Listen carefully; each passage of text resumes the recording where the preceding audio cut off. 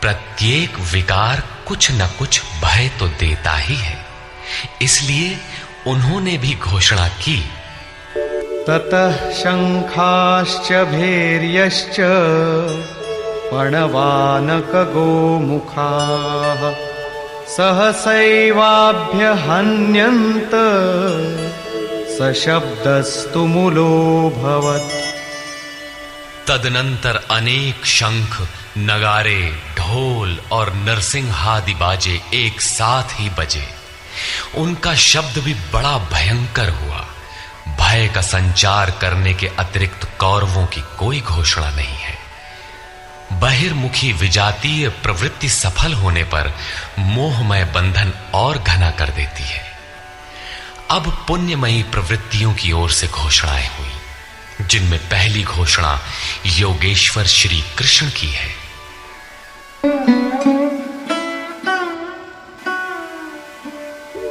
ततः श्वेतैर्हयैर्युक्ते महती स्यन्दने स्थितौ माधव पांडवश्चैव दिव्यौ शंखौ प्रदध्मतु। इसके उपरांत श्वेत घोड़ों से युक्त, जिनमें लेश मात्र कालिमा दोष नहीं है, श्वेत सात्विक निर्मलता का प्रतीक है। महति स्यन्दने, महान रथ पर बैठे हुए योगेश्वर श्री कृष्ण और अर्जुन ने भी अलौकिक शंख बजाए। अलौकिक का अर्थ है लोकों से परे। मृत्युलोक, देवलोक, ब्रह्मलोक, जहां तक जन्म मरण का भय है, उन समस्त लोकों से परे पारलौकिक, पारमार्थिक स्थिति प्रदान करने की घोषणा योगेश्वर श्री कृष्ण की है। सोने चांदी काठ का रथ नहीं, रथ अलौकिक, शंख अलौकिक, अतः घोषणा भी अलौकिक ही है। लोकों से परे एकमात्र ब्रह्म है, सीधा उससे संपर्क स्थापित कराने की घोषणा है। पांचजन्यम ऋषिकेशो देवदत्तं धनंजयः पौंड्रं दध्मौ महाशंखं भीमकर्मावृकोदरः।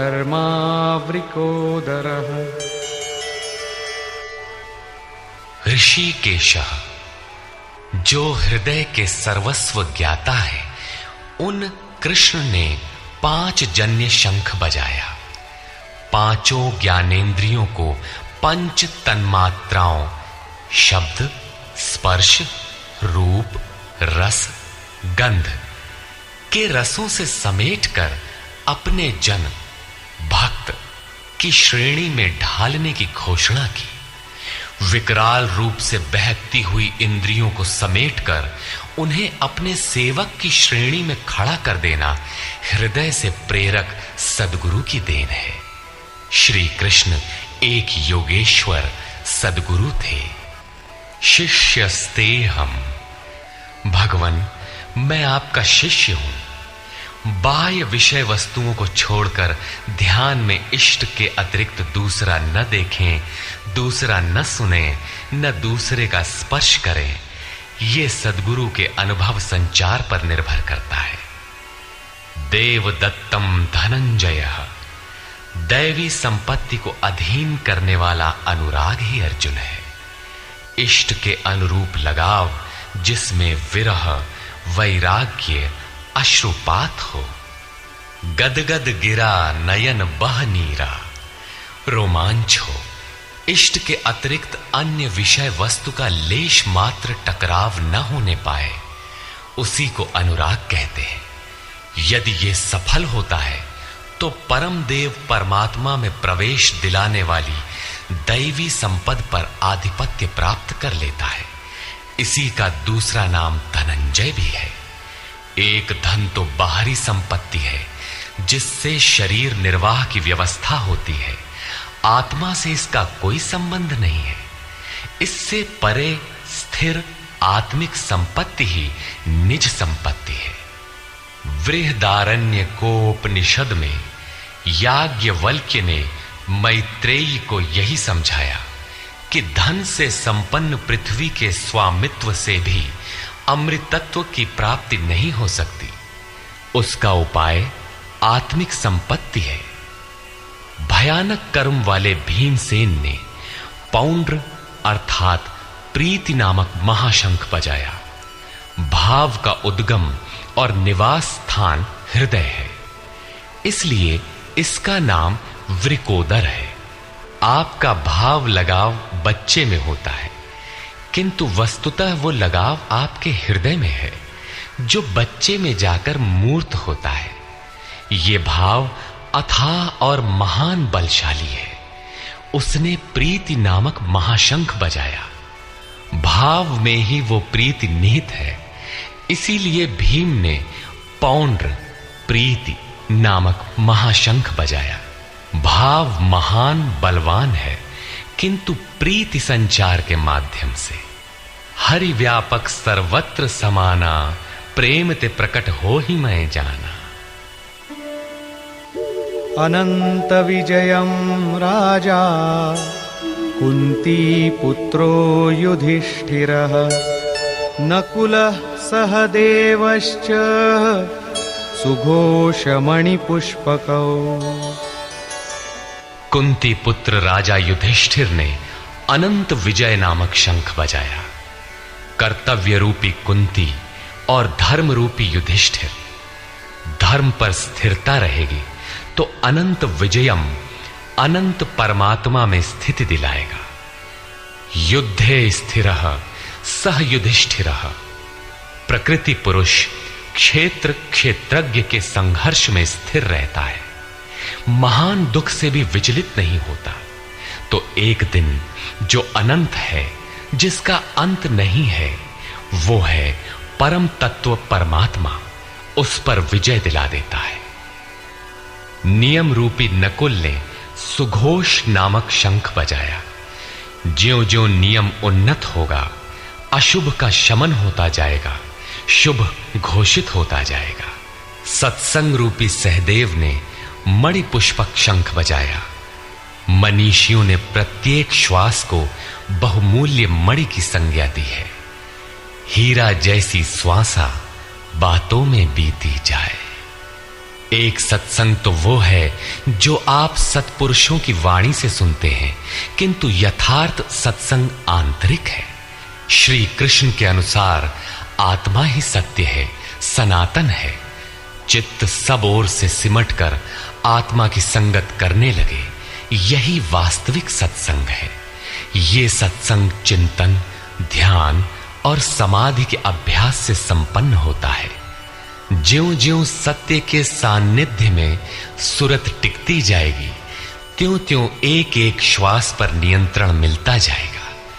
मन सहित इंद्रियों का निरोध होता जाएगा। जिस दिन सर्वथा निरोध होगा, वस्तु प्राप्त हो जाएगी। वाद्य यंत्रों की तरह चित्त का आत्मा के स्वर में स्वर मिलाकर संगत करना ही सत्संग है। बाह्य मणि कठोर है, किंतु श्वास मणि पुष्प से भी कोमल है। पुष्प तो विकसित होने या टूटने पर कुम्हलाता है, किंतु आप अगले श्वास तक जीवित रहने की गारंटी नहीं दे सकते। किंतु सत्संग सफल होने पर प्रत्येक श्वास पर नियंत्रण दिलाकर परम लक्ष्य की प्राप्ति करा देता है। इसके आगे पांडवों की कोई घोषणा नहीं है, किंतु प्रत्येक साधन कुछ न कुछ निर्मलता के पथ में दूरी तय करता है। आगे कहते हैं,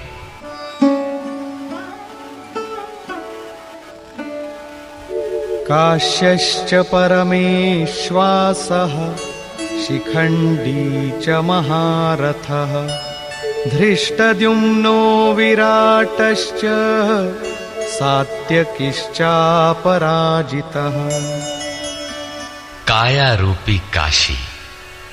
पुरुष जब सब ओर से मन सहित इंद्रियों को समेटकर काया में ही केंद्रित करता है, तो परमेश्वासः परम ईश में वास का अधिकारी हो जाता है। परम ईश में वास दिलाने में सक्षम काया ही काशी है। काया में ही परम ईश का निवास है।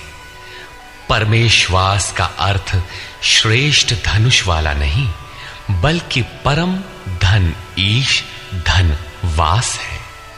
शिखा सूत्र का त्याग ही शिखंडी है। आजकल लोग सिर के बाल कटा लेते हैं और सूत्र के नाम पर गले की जनेऊ हटा लेते हैं, अग्नि जलाना छोड़ देते हैं। हो गया सन्यास उनका। नहीं, वस्तुतः शिखा लक्ष्य का प्रतीक है जिसे आपको पाना है, और सूत्र है संस्कारों का। जब तक आगे परमात्मा को पाना शेष है, पीछे संस्कारों का सूत्रपात लगा हुआ है, तब तक त्याग कैसा, सन्यास कैसा? अभी तो चलने वाले पथिक हैं। जब प्राप्तव्य प्राप्त हो जाए, पीछे लगे हुए संस्कारों की डोर कट जाए, ऐसी अवस्था में ब्रह्म सर्वथा शांत हो जाता है। इसलिए शिखंडी ही ब्रह्म रूपी भीष्म का विनाश करता है। शिखंडी चिंतन पथ की विशिष्ट योग्यता है, महारथी है। धृष्टद्युम्न दृढ़ और अचल मन तथा विराटः सर्वत्र विराट ईश्वर का प्रसार देखने की क्षमता इत्यादि दैवी संपद के प्रमुख गुण हैं। सात्विकता ही सात्य की है। सत्य के चिंतन की प्रवृत्ति अर्थात सात्विकता यदि बनी है तो कभी गिरावट नहीं आने पाएगी, इस संघर्ष में पराजित नहीं होने देगी। द्रुपदो द्रौपदेयाश्च सर्वशः पृथिवीपते सौभद्रश्च महाबाहुः शंखान् दद्मुः पृथक् पृथक्। अचल पददायक द्रुपद और ध्यान रूपी द्रौपदी के पांचों पुत्र सहृदयता, वात्सल्य, लावण्य, सौम्यता इत्यादि साधन में महान सहायक महारथी है तथा बड़ी भुजा वाला अभिमन्यु, इन सब ने पृथक पृथक शंख बजाए। भुजा कार्य क्षेत्र का प्रतीक है। जब मन भय से रहित हो जाता है तो उसकी पहुंच दूर तक हो जाती है। हे राजन, इन सब ने अलग अलग शंख बजाए, कुछ न कुछ दूरी सभी तय कराते हैं। इनका पालन आवश्यक है, इसलिए इनके नाम गिनाए। इसके अतिरिक्त कुछ दूरी ऐसी भी है जो मन बुद्धि से परे है। भगवान स्वयं ही अंतःकरण में विराज कर तय कराते हैं। इधर दृष्टि बनकर आत्मा से खड़े हो जाते हैं और सामने स्वयं खड़ा होकर अपना परिचय करा लेते हैं। सघोषोधार्तराष्ट्राणां हृदयानि व्यदारयत् नभश्च पृथिवीं चैव तुमुलो व्यनुनादयन्। उस घोर शब्द ने आकाश और पृथ्वी को भी शब्दायमान करते हुए धृतराष्ट्र पुत्रों के हृदय विदीर्ण कर दिए। सेना तो पांडवों की ओर भी थी, किंतु हृदय विदीर्ण हुए धृतराष्ट्र पुत्रों के। वस्तुतः पांचजन्य दैवी शक्ति पर आधिपत्य, अनंत पर विजय, अशुभ का शमन और शुभ की घोषणा धारावाही होने लगे तो कुरुक्षेत्र आसुरी संपद, बहिर्मुखी प्रवृत्तियों का हृदय विदीर्ण हो जाएगा। उनका बल शनैः शनैः क्षीण होने लगता है। सर्वथा सफलता मिलने पर मोहमयी प्रवृत्तियां सर्वथा शांत हो जाती हैं।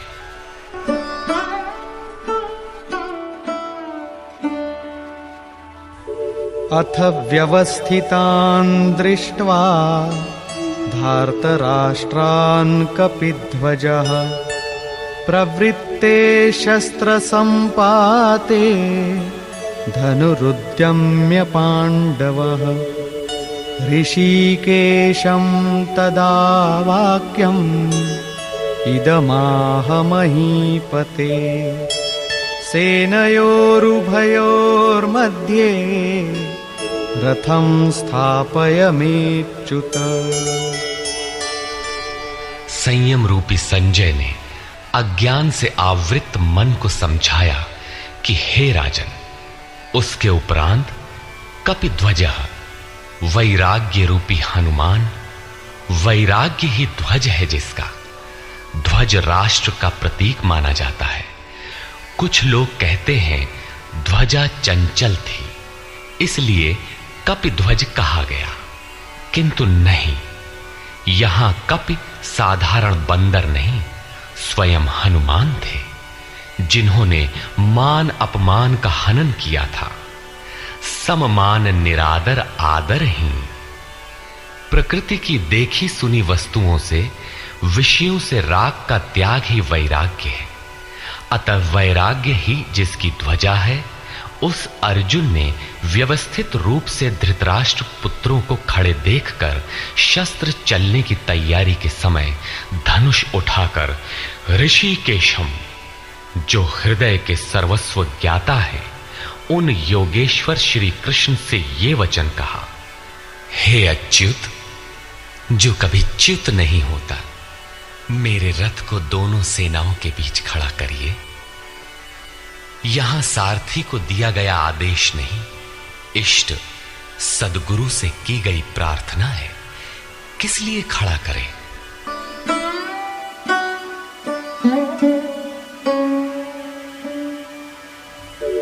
यावदेतान्निरीक्षेऽहं योद्धुकामानवस्थितान् कैर्मया सह योद्धव्यम् अस्मिन् रणसमुद्यमे। जब तक मैं इन स्थित हुए युद्ध की कामना वालों को अच्छी प्रकार देख न लूं कि इस युद्ध के उद्योग में मुझे किन किन के साथ युद्ध करना योग्य है, इस युद्ध व्यापार में मुझे किन किन के साथ युद्ध करना है। योत्स्यमानानवेक्षेऽहं य एतेऽत्र समागताः धार्तराष्ट्रस्य दुर्बुद्धेर्युद्धे प्रियचिकीर्षवः। दुर्बुद्धि दुर्योधन का युद्ध में कल्याण चाहने वाले जो ये राजा लोग इस सेना में आए हैं, उन युद्ध करने वालों को मैं देखूंगा, इसलिए खड़ा करें। मोह रूपी दुर्योधन, मोहमयी प्रवृत्तियों का कल्याण चाहने वाले जो राजा इस युद्ध में आए हैं, उनको मैं देख लूं। संजय उवाच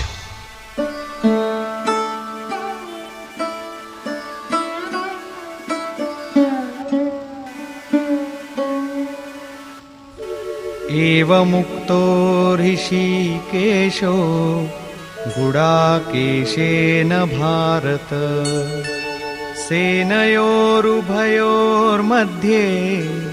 स्थापयित्वा रथोत्तमम् भीष्मद्रोणप्रमुखतः सर्वेषां च महीक्षिताम् उवाच पार्थ पश्यैताम् समवेतान् कुरुनीति। संजय बोला, निद्राजयी अर्जुन द्वारा इस प्रकार कहे जाने पर हृदय के ज्ञाता श्री कृष्ण ने दोनों सेनाओं के बीच भीष्म, द्रोण और महीक्षिताम, शरीर रूपी पृथ्वी पर अधिकार जमाए हुए संपूर्ण राजाओं के बीच उत्तम रथ को खड़ा करके कहा कि पार्थ, इन इकट्ठे हुए कौरवों को देख, यहां उत्तम रथ सोने चांदी का रथ नहीं है। संसार में उत्तम की परिभाषा नश्वर शरीर के प्रति अनुकूलता प्रतिकूलता से की जाती है। ये परिभाषा अपूर्ण है। जो हमारे आत्मा, हमारे स्वरूप का सदैव साथ दे, वही उत्तम है, जिसके पीछे अनुत्तम मलिनता न हो।